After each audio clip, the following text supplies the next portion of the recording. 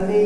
وہ جس کو چاہے جہاں اعلیٰ کر دے، وہ جس کو چاہے جہاں ادنا کر دے۔ وہ رب فرماتا ہے کہ تم میرا ذکر کرو میں تمہارا ذکر کروں۔ پھر سوچو کہ جس کا ذکر رب کرے اور قرآن میں اس چیز کی شہادت گواہی دے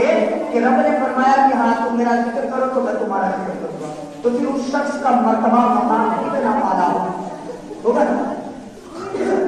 اب پیارے اسلامی بھائی اور سامنے کرام جو باتیں آپ سے کرتے ہیں آپ کے مطلب اور بہت ہی مفید باتیں، بہت ہی فائدے کی۔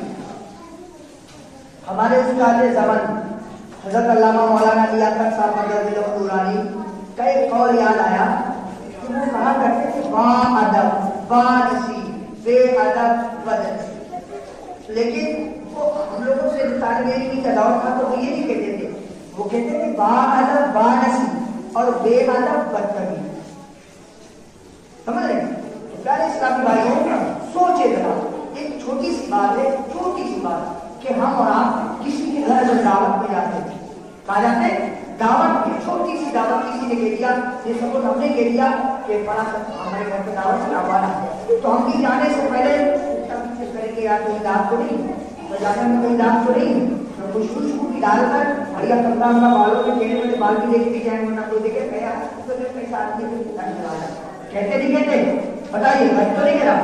لیکن سوچئے کہ جس رب کائنات نے، جس مالک کائنات نے یہ سارا جہان بنایا، جس نے زمین و آسمان بنائے، جس نے چاند و سورج ستاروں کو بنایا، جس نے یہ فرش بنایا، جس نے یہ مسجدیں بنائی، اور جن مسجدوں کے بارے میں کہا گیا کہ بیت اللہ مسجد اللہ کا گھر ہے، یہ اللہ کا وہ گھر ہے کہ جہاں پر آنے کے بعد میں جب بندہ اللہ کے گھر میں حاضر ہوتا ہے تو پیارے اسلامی بھائیوں اللہ اور اس کے مابین کوئی پردہ نہیں رہتا، کوئی پردہ نہیں رہتا۔ جب وہ بندہ اللہ رب العزت کی بارگاہ میں کھڑا ہوتا ہے تو وہ اللہ سے ڈائریکٹ باتیں کیا کرتا ہے۔ پیارے اسلامی بھائیوں اس رب کائنات کی بارگاہ میں آنے سے پہلے ہم اور آپ ایک مرتبہ بھی ضرور فکر میں دلاتے کہ میرے آقا کی حدیث کیا ہے۔ میرے آقا کریم نے ارشاد فرمایا کہ جمعۃ المبارک یعنی یہ یوم العید ہے، یعنی کہ عید کا دن ہے۔ آج کے دن ہم اور آپ جب جمعہ کے لیے اپنے گھر سے نکلنے کو ہو تو اپنے بالوں کو چیک کر لیں کہ بالوں میں تیل ہے کہ نہیں، بالوں میں کنگا ہے کہ نہیں، بدن پر کوئی خوشبو ہے کہ نہیں، بدن پر جو لباس پہنا ہے